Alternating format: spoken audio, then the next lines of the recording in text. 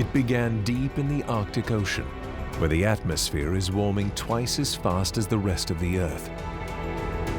It was the changing climate over the North Pole that determined the outcome of the winter of 2014 in North America.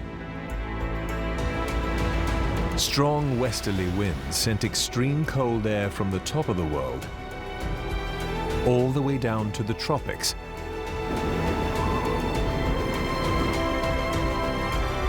In an extraordinary event called the polar vortex.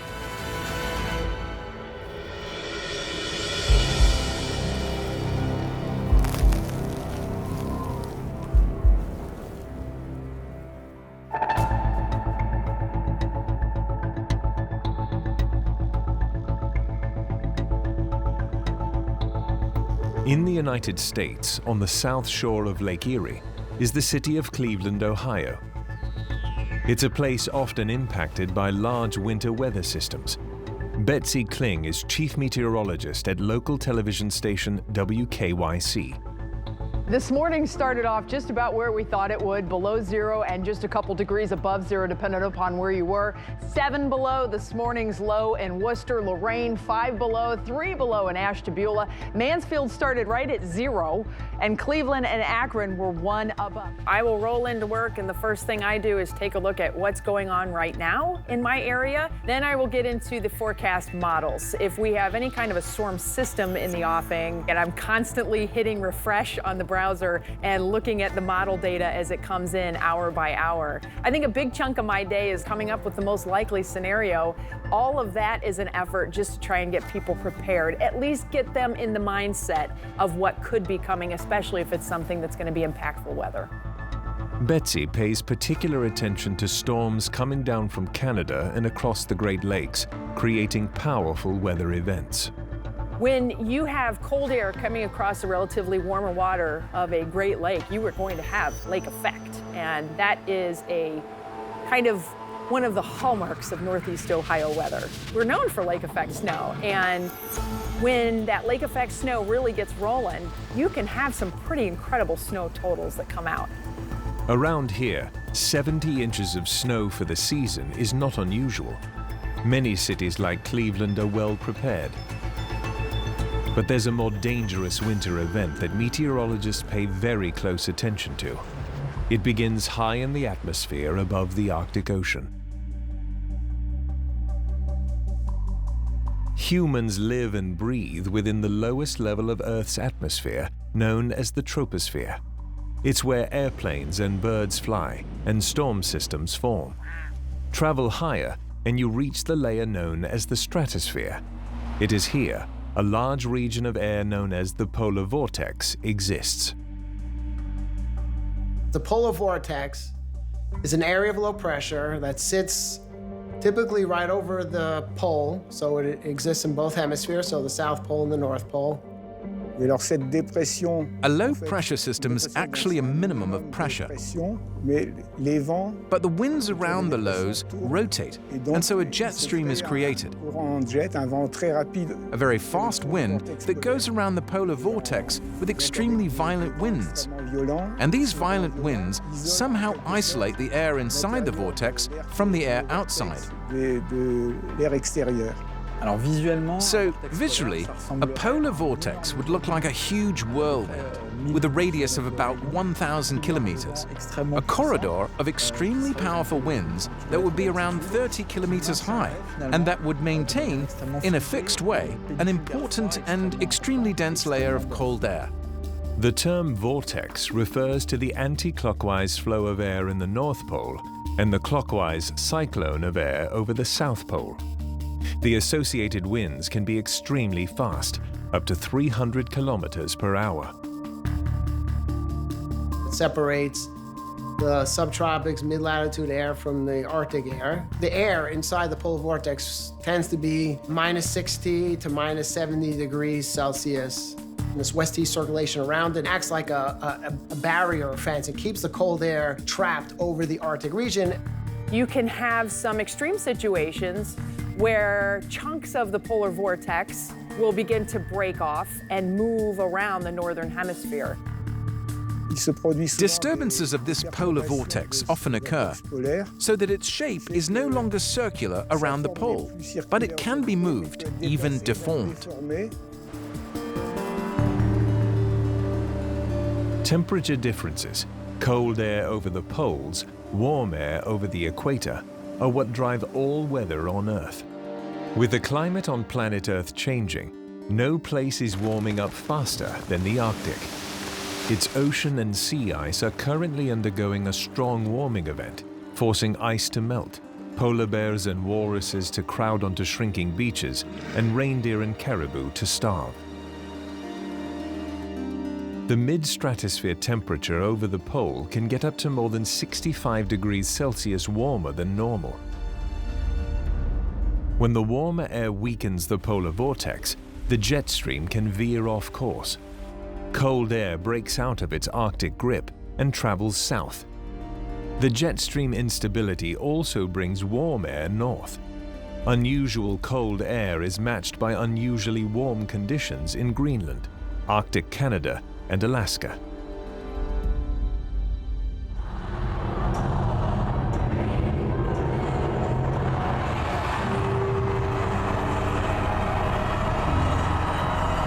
As the world ushers in a new year, unbeknownst to the revelers celebrating on this winter night, a threatening historic weather event is forming thousands of miles to the north. Over the Arctic Ocean, warm air is displacing the jet stream and causing the polar vortex to stretch to the south.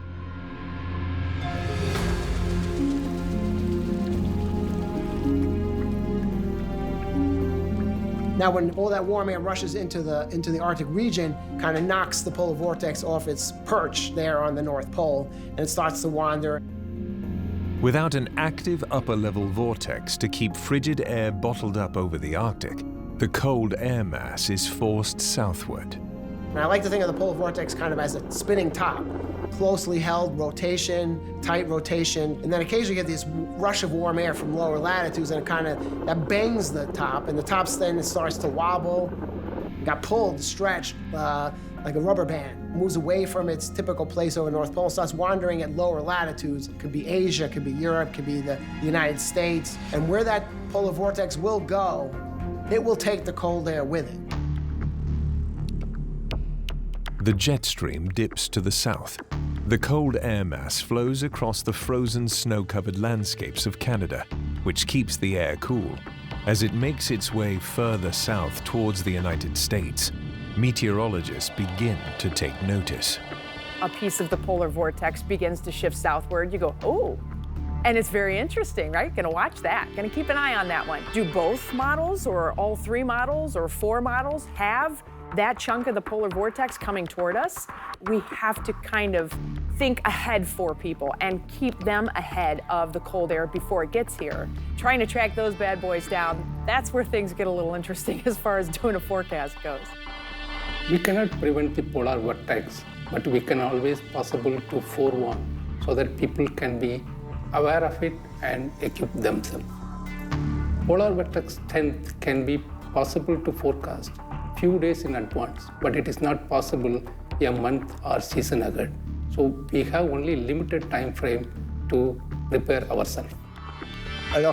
When we observe an increase in temperature in the stratosphere, we predict that there will be a possible destruction of the polar vortex, and therefore a possible cold snap.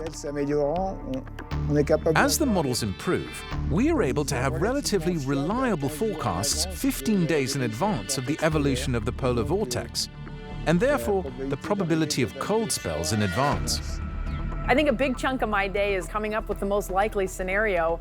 All of that is an effort just to try and get people prepared, at least get them in the mindset of what could be coming. Downwind, longer range, we could be looking at some significantly cold air coming in. Even if that cold air doesn't hit until day 7, I'm talking about it today because that is a huge deal for the folks around here. And when I start telling people something extreme is going to happen, it gets your nerves up a little bit. People are afraid.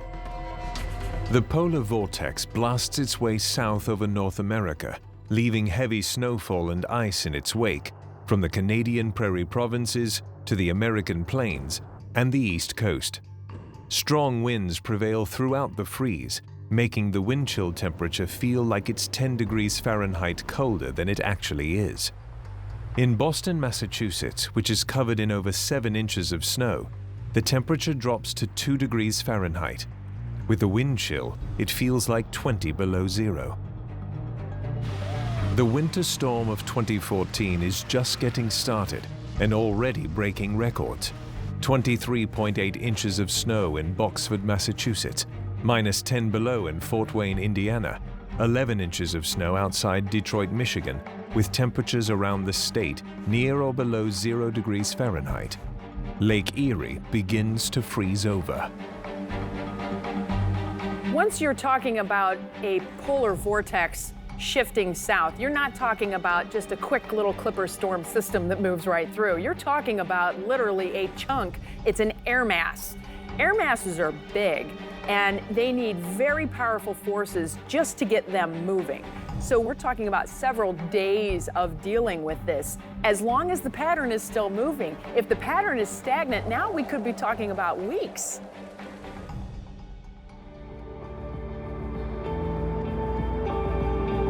An enormous Arctic air mass is descending on North America, producing high winds, heavy snow, and dangerously cold wind chills.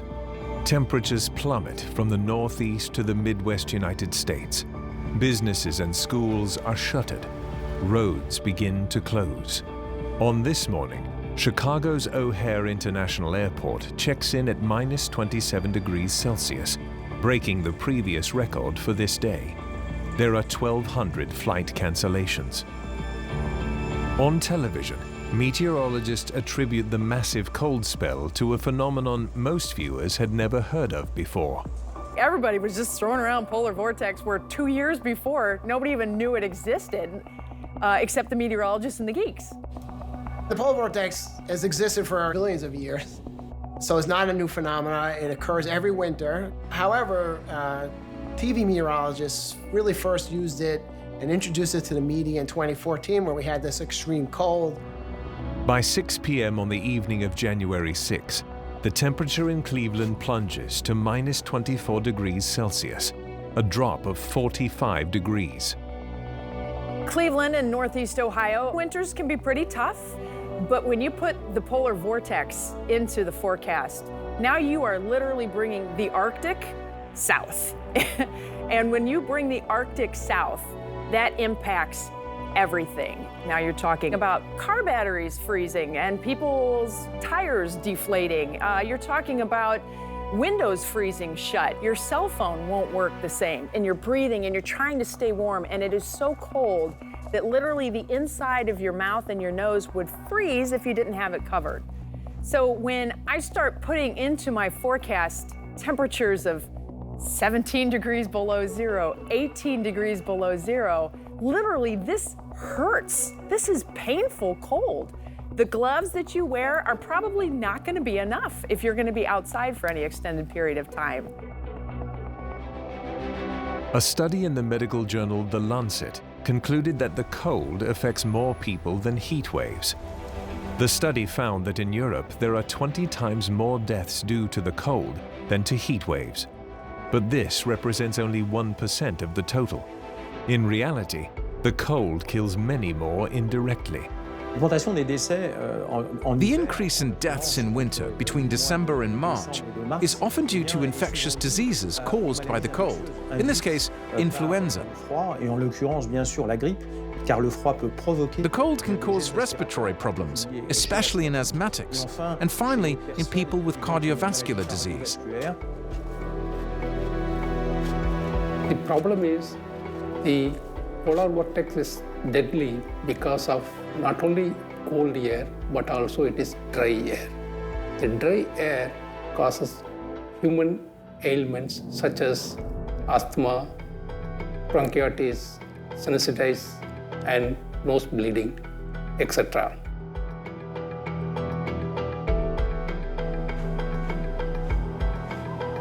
Hypothermia can also set in when your body loses heat faster than it can be produced.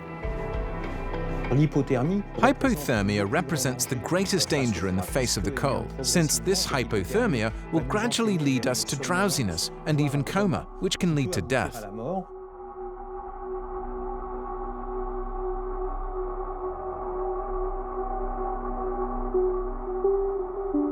In the winter of 2006, James Kim was driving his family through the snowy mountains of the Oregon Coast Range when they got lost in bad weather. Kim set out alone on foot in the cold wilderness to seek help for his stranded family.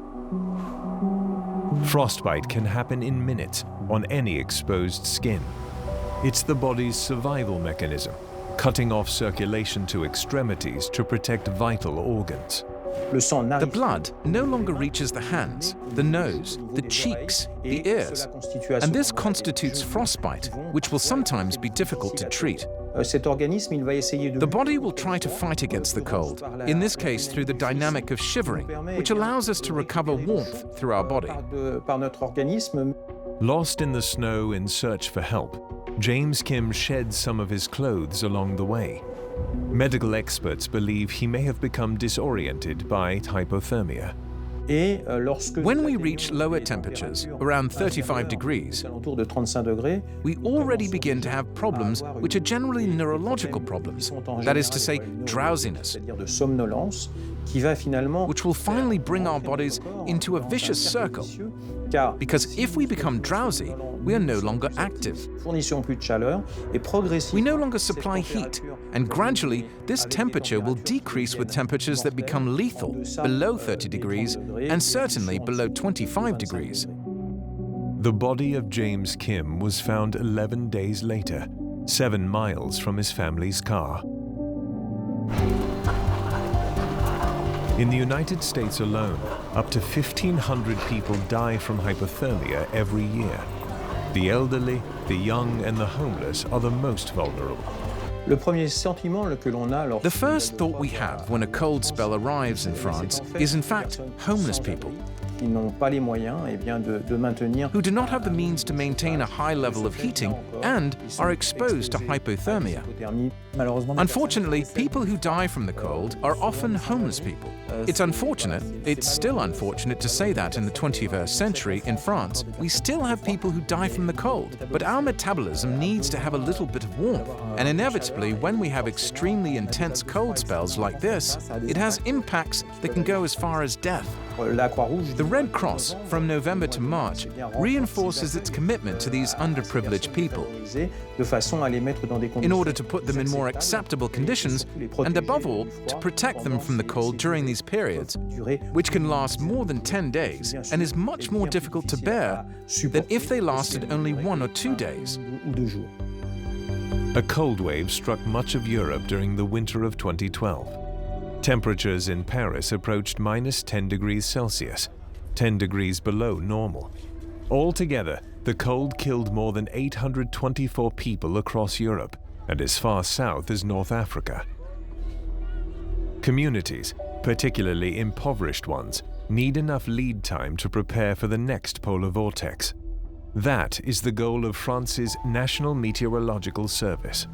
At Météo France, we tend to be extremely vigilant to warn people, which is our main mission, to be able to protect all the people who may be impacted.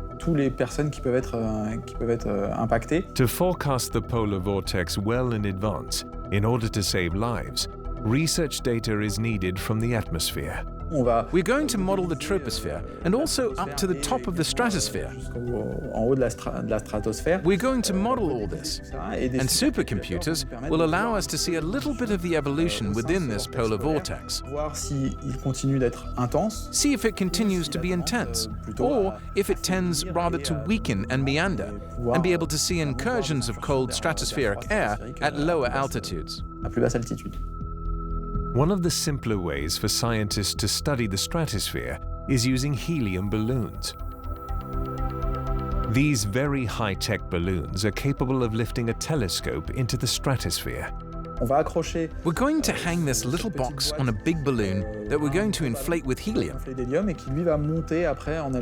and which will then go up in altitude, and the transmitter will allow us to receive data in real time of temperature, pressure, humidity, and the GPS position will allow us to deduce the wind. We will be able to go very high in the stratosphere to be able to observe these extremely cold temperatures. In fact, it can go up to 20, 30, 40, 50 kilometers in altitude before it explodes, and then gravity will cause the box to come back down to Earth.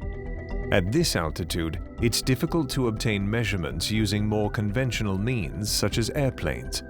And weather balloons cost less than a sounding rocket or a satellite. The United States and France are the world leaders in the development of weather balloon technology. Another tool to measure the polar vortex is LiDAR, which stands for Light Detection and Ranging. It's a remote sensing method that uses a laser to measure surfaces of the Earth.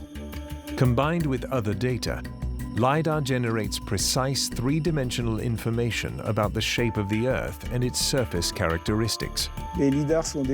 LiDAR are extremely sophisticated instruments. They involve sending pulses of powerful laser beams into the atmosphere. Based on this return signal, we can determine the properties of the atmosphere. Measurements we make, in particular of temperatures and winds, allow us to detect disturbances in the stratosphere. For example, sudden heating of the stratosphere, which then propagates towards the poles, which can lead to the destruction of the vortex. We're in the process of setting up real-time data analysis systems that can then be used to validate the forecasts of the weather models in near real time. The European Space Agency's Aeolus Space LiDAR was launched in 2018 and is currently in operation. This is the first time we have direct wind measurements from space on a global scale. There is also a future for LiDAR in space.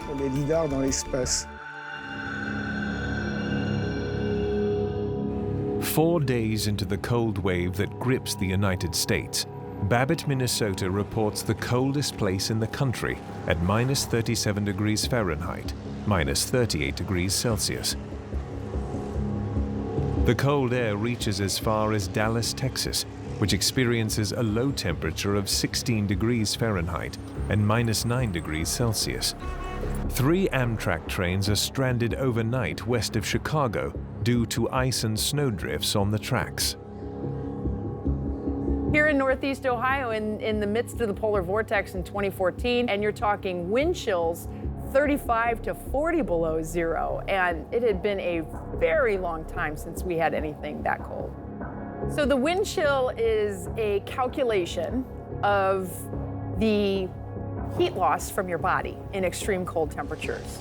The heat loss is expedited, so you lose more heat when the wind is blowing. The heat is literally being just taken off of your body.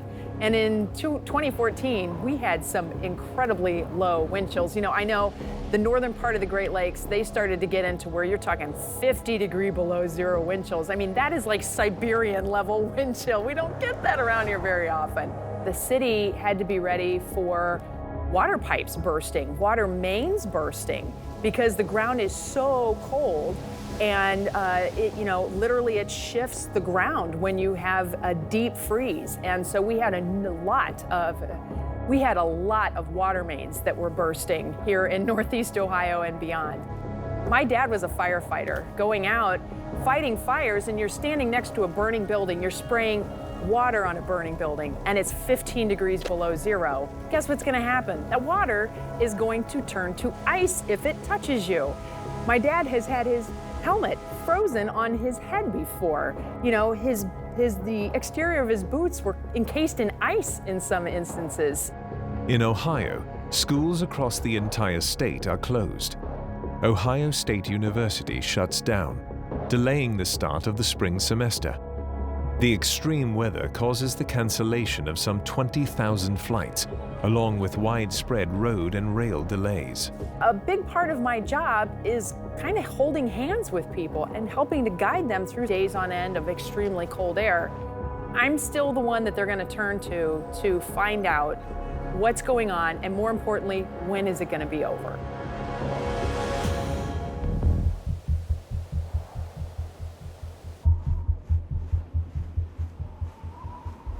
The dangerous cold wave of 2014 continues to push south over the United States, leaving a frozen world in its wake. Temperatures drop by as much as 50 degrees Fahrenheit, 10 degrees Celsius overnight. Detroit hits a low temperature of minus 14 degrees Fahrenheit. The temperature in Central Park in New York City is 4 degrees, breaking a 118-year record. The high in Cleveland reaches only 3 degrees. When we get these extremely cold temperatures, schools are going to close. The schools are not going to have kids going to school. So parents need to pivot to try and cover to make sure that their kids are safe at home. They may have to stay home. Now you're impacting businesses. With businesses closed, not even a home is safe from this cold spell. When you're talking 20 degree below zero temperatures, your house may have never experienced that before. And you're going to hear sounds in your house that you've never heard before. There's creaks and groans as your house is trying to accommodate the extreme temperature change just in a small, distance between the interior and the exterior of your home.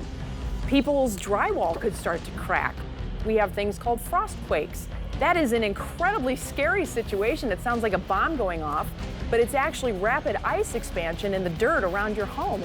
It can cause cracked foundations. Nashville, Tennessee's high hits minus 13 degrees Celsius. The strain on the power supply leaves thousands without power in Indiana, Illinois, and Missouri. Abandoned cars sit on the highways in North Carolina.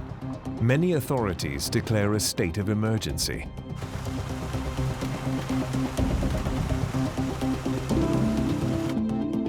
Forecasters want to know what sparks the polar vortex in the first place. To get answers, data is required from the Arctic, one of the most inhospitable places on Earth. The National Oceanic and Atmospheric Agency, or NOAA, has partnered on a program using a fleet of drones that sail. These sail drones are used to collect important atmospheric and oceanic data from this remote and harsh environment. So we took our knowledge from buoy observations, right? Picture like little miniature weather stations out there in the middle of nowhere. Buoys are fixed, they don't move. These we can move, we can tell them where to go if we see something interesting. We use wind for propulsion. The wing tab allows the sail drone to steer with a very small amount of electric power. And then we use the solar panels that are on the vehicles to generate power for the sensors. We're able to operate for a very long time in areas that are very far away from land or fuel sources. We have designed these so that we can get data in the most extreme weather to help with weather forecasting. The Arctic sail drone can collect roughly 2 million measurements per day, including wind speed, pressure, carbon dioxide, and air and water temperatures. The data are transmitted via satellite and available in near real time to both researchers and the public. Analysis of the data confirms the Arctic is warming and the sea ice is melting. Sunlight normally reflected away by bright white ice is now being absorbed by the Arctic Ocean. You're taking away ice, you have open water. Open water is much warmer. First of all, it's much warmer in the ocean, but now you have this transfer of heat from the ocean to the atmosphere that didn't exist. At the beginning of 2019, scientists detected a sudden stratospheric warming event in the atmosphere above the Arctic Ocean. The temperature over the North Pole is more than 50 degrees Celsius warmer than usual. The warm air helps to weaken and split the polar vortex over Europe and North America. The cold air causes temperatures to plummet, while Siberia is much warmer than usual. The shifting of the polar vortex has plagued Siberia with wide-scale wildfires, loss of the frozen permafrost, and an invasion of pests. In the winter of 2018 in Europe, a mass of cold air brings icy temperatures hovering between -16 degrees and -20 degrees. Snow is falling in Monaco, a Mediterranean city that usually enjoys mild winters. This cold spell really affected all of Europe, and we can see that. On the contrary, there is cold all around Europe, but there is warmth at the pole, therefore warmer temperatures than normal. So in Western Europe and Mediterranean Europe, the cold is quite exceptional. We are used to having rather mild temperatures during the winter periods, which means our bodies are not necessarily accustomed to having such extreme temperatures, and so can suffer. It has an effect on the metabolisms and especially on the heart. Having snow in more Mediterranean areas always surprises us a little. There had been several centimeters of snow. The eastern and southern parts of Asia are not immune from the effects of the polar vortex. Here, some populations that are unprepared for the cold are especially vulnerable.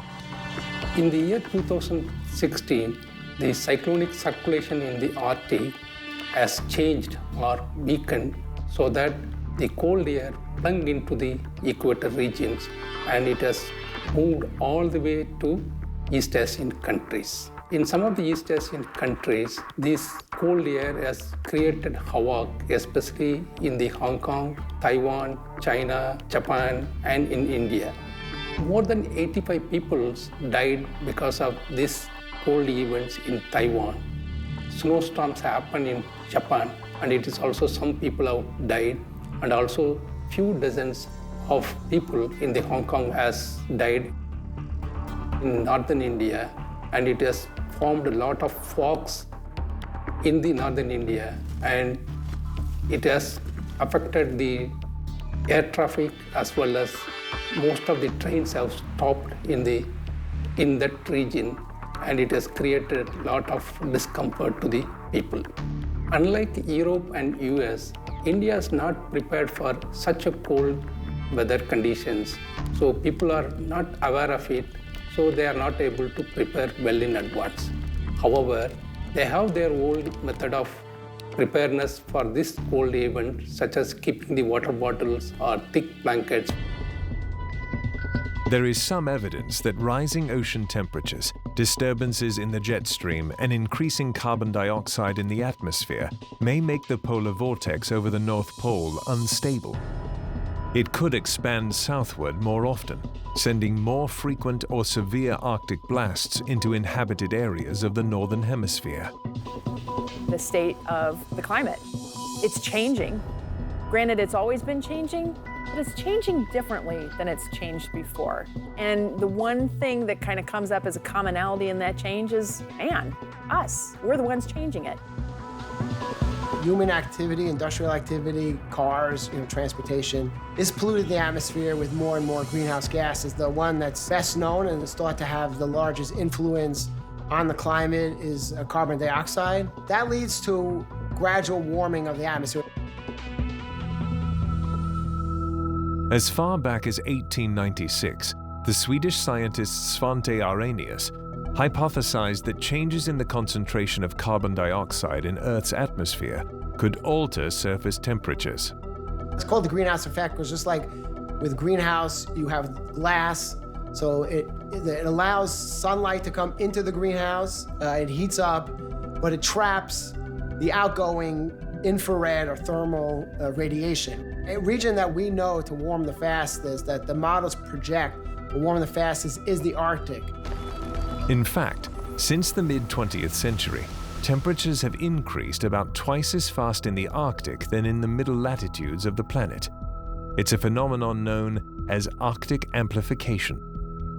This accelerated Arctic warming, this Arctic amplification, has created a very favorable environment for more of these disruptive snowstorms. These disruptive snowstorms wreak havoc. Here in Boston, the winter that everybody remembers is 2014-15, where we had 90 inches of snow in 3 weeks, and it was very difficult to travel. Roof collapses.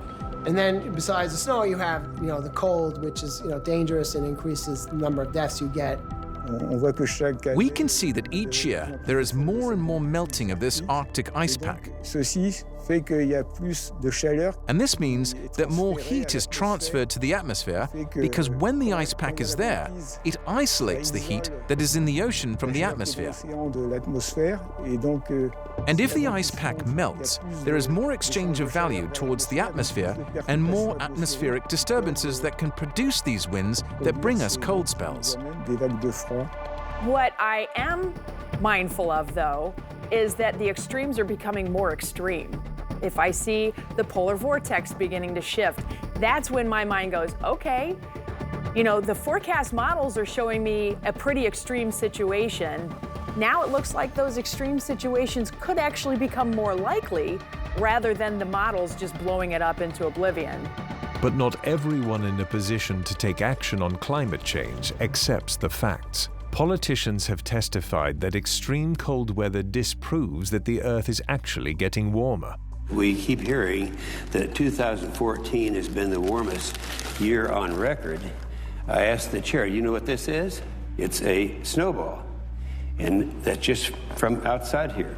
So it's very, very cold out, very unseasonal. And despite a long list of substantiated global warming claims, climate activists and environmental groups will cling to any extreme weather-related headline to support their case for global warming and to instill the fear of global warming in the American people. In 2019, after a polar vortex blew in, President Trump conflated the severely cold weather with long-term climate change by mocking global warming. Climate scientists know better.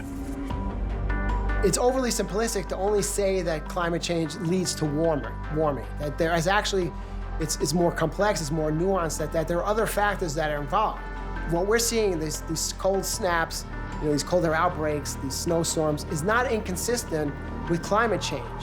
That because the warming is not uniform, it can have, you know, kind of really important implications, consequences, repercussions for the behavior of the polar vortex, where the polar vortex is weakening more often than it used to, and once you get a breakdown or disruption of the polar vortex, the frequency or probability of getting severe winter weather, you know, really meaningfully increases. It significantly increases. And if you weaken the polar vortex more often, that will contribute to these increase in episodes of severe winter weather.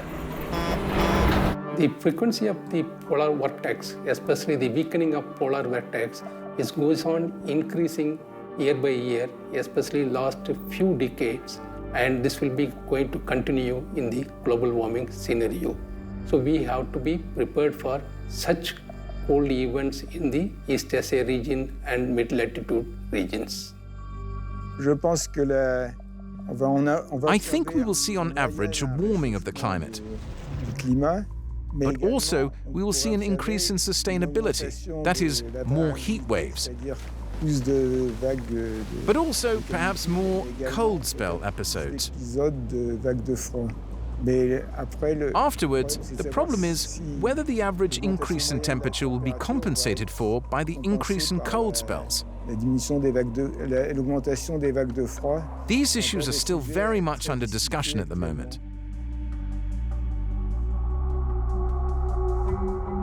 After more than a week of cold temperatures, the Great Lakes of North America begin to freeze.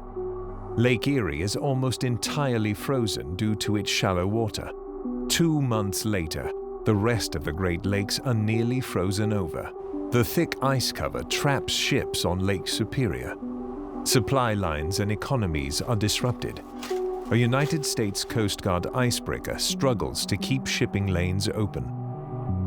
On Lake Erie, where the water temperature is just below freezing, frazzle ice, a collection of loose, randomly formed needles of ice, is about to cut off the water supply of an entire city. And in this case, it turned out to be the city of Avon Lake's water intake in Lake Erie. So the water temperature is 32 degrees, and because the water is roiling, it's always moving, you don't have any ability for those ice crystals to begin to solidify, unless they touch something that is also below freezing. And we have ice crystals, unbeknownst to us. We can't see them, they're microscopic, but we had all these little ice crystals floating around in that water. So you have a very rapid ice buildup on the water intake for an entire water system that feeds a city and areas beyond. And now they can't pump water into the water treatment plant. They also have a diver who is going down to inspect that water intake. And sure enough, that baby was frozen solid. The mayor of Avon Lake warns residents that the city will be out of water in hours. In the middle of this historic polar vortex, 200,000 Ohioans across several counties are about to be hit by a veritable drought.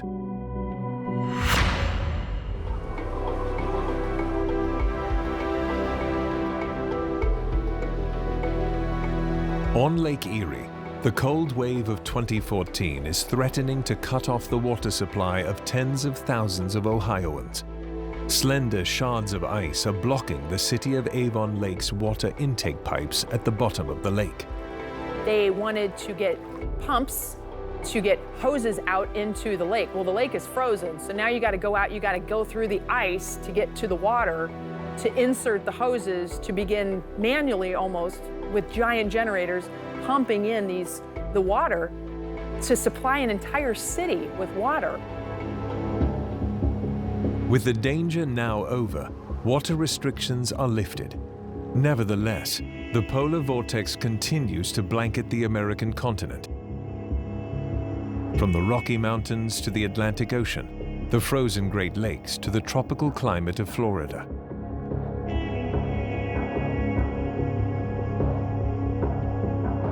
More than 200 million people, over half the population of the United States, are affected. At Disney World in Orlando, the high temperature one day earlier was a mild 75 degrees. Now, the thermometer drops to 34 degrees Fahrenheit, 1 degree Celsius. A wind chill advisory is issued for most of South Florida. Homeless shelters are opened. 2,200 residents of Pensacola Beach lose power after increased electricity demand causes a shutdown of the local utility.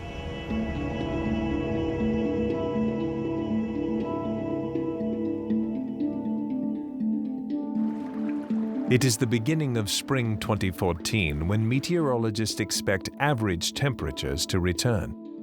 A ridge of high pressure finally moves into the eastern United States, bringing average and above average temperatures to the region. The cold wave that came down from the Arctic is over. More than a dozen deaths are attributed to it, with dangerous roadway conditions and extreme cold cited as causes. Here in Northeast Ohio, we were most impacted in early January by the polar vortex. It's funny now that the PV is out, right? So everybody knows what the PV is, the polar vortex. Now we can use that a little bit more, and we are starting to see, people respond to that. They know it's going to be cold when you say polar vortex, and they know it's going to be colder than normal when you say polar vortex. It's very disruptive to society. 1% of mortality is due, people that die in a year is due to extreme cold. The cities that see the greatest number of deaths are the coldest cities. So places like Cleveland, Detroit, Chicago, Minneapolis have the highest death rates due to cold, and these are the coldest cities. It is the worst weather event for the economy since Hurricane Sandy that struck a year earlier. With 20,000 canceled flights, airlines lost millions. Gas prices in New England hit record levels. Losses are estimated at $5 billion.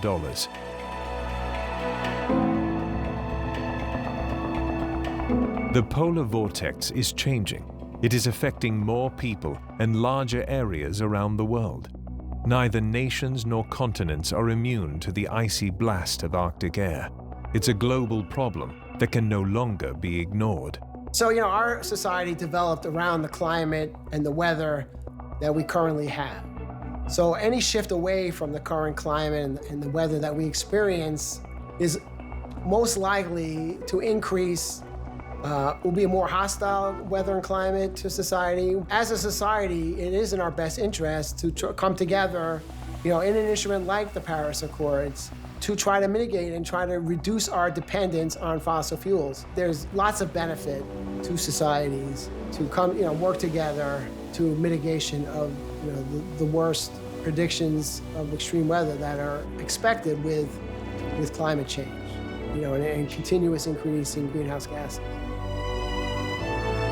If we follow the Paris Climate Accord, it will be always possible to contain the polar vortex. Basically, the carbon footprint has to be reduced in such a level so that we can reduce the polar vortex in the coming years.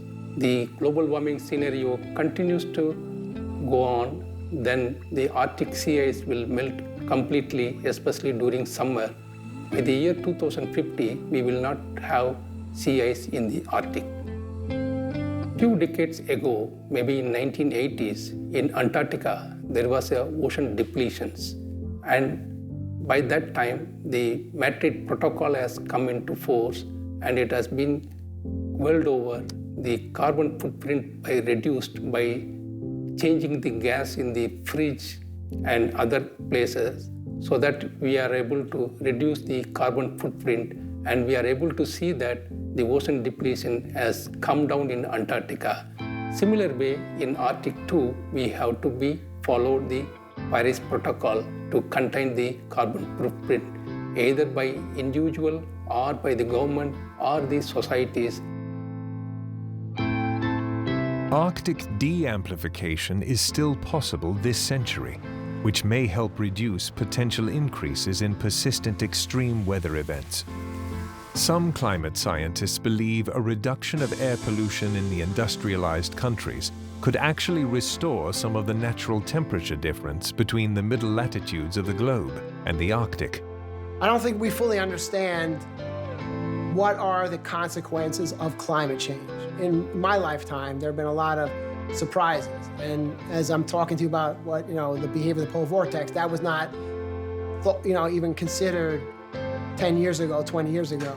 So that's both a source of comfort and concern. We grew up in this very optimal type of climate, and we're really playing with fire when we're changing that climate. And inevitably, I think almost inevitably, a change will be a change for the worse, not a change for the better. But in the short term, some countries are discovering the best way to save lives is to provide affordable housing and shelters. Since we cannot prevent the polar vortex, we have to make comfortable shelters for the people to hide from the polar vortex. Otherwise, it will be difficult for the human in the years to come. Since polar vortex is dangerous, we have to prepare ourselves both before warning as well as the prediction system has to be improved so that people can be saved at least 10 days before in time. Already, in terms of procedure in France, we have a winter plan that is systematically put in place at the beginning of the winter season to, among other things, protect people who may be a little bit subjected to extreme temperatures, as we have experienced during cold waves, and we will act as an alert. We have a vigilance system that has been extended to show the risks that we could experience in the next 7 days.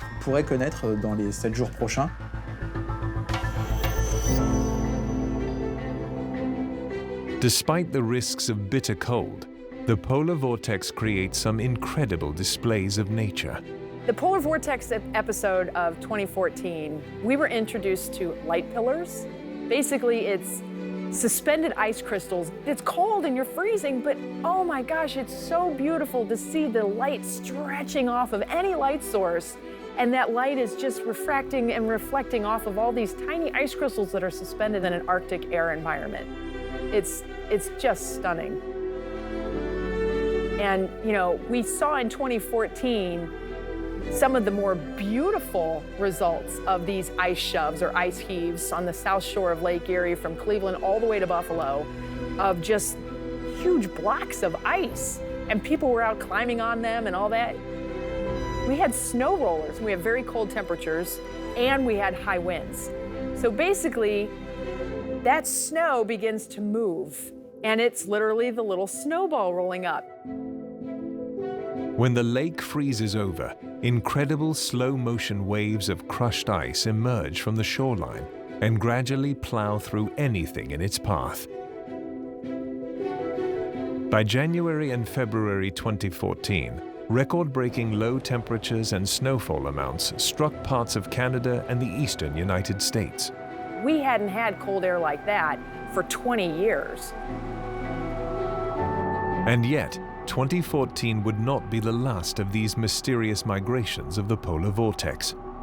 The most recent being January of 2021, and it too proved to be as historic as some of the coldest weather ever recorded in the southernmost region of the United States.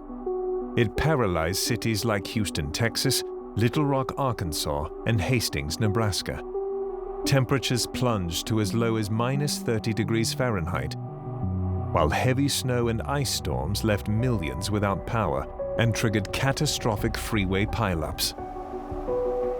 But as scientists and politicians continue to debate the role global warming plays in the root cause of these disruptions of the polar vortex, what's becoming more and more certain is what happens when these disruptions do occur.